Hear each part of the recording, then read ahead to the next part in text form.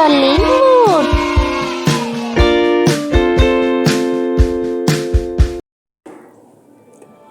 ஒரு காட்டிலே நரி ஒன்று தாகத்தால் தவித்துக் கொண்டிருந்தது. எங்குமே தண்ணீர் கிடைக்கவில்லை. என்ன செய்வது என்று நரி தெரியாமல் தண்ணீரை தேடி அலைந்தே திரிந்தது. தூரத்தில் ஒரு கிணறு ஒன்று இருப்பதை பார்த்தது. கிணற்றின் அருகே சென்றது. கிணற்றில் கயிற்றின் ஒரு முனையில் வாளி ஒன்று தொங்கிக் கொண்டு இருந்தது. அதை கண்ட நரி வாளியில் தாவி ஏறி அமர்ந்து உடனே வாளி வீரென கிணற்றுக்குள் உள்ளே சென்றது. நரி வயிறு நிறைய தண்ணீரை குடித்து தாகத்தை தணித்தது.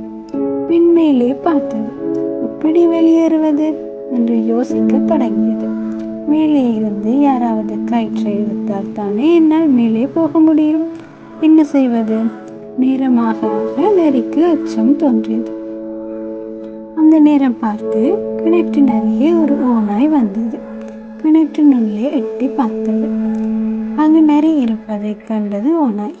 அடடா, நரி ஐயா, உள்ளே என்ன செய்கிறீர்கள் என கேட்டது. நான் இப்போது சொர்க்கத்தில் இருக்கின்றேன்.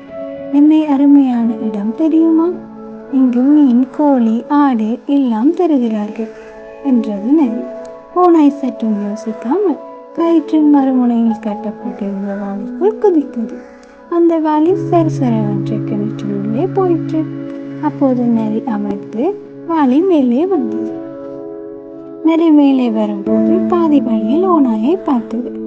நான் இப்போது சொர்க்கத்திற்கும் வீரான இடத்திற்கு போகின்றேன் என்று கூறிக்கொண்டே மேலே சென்றது.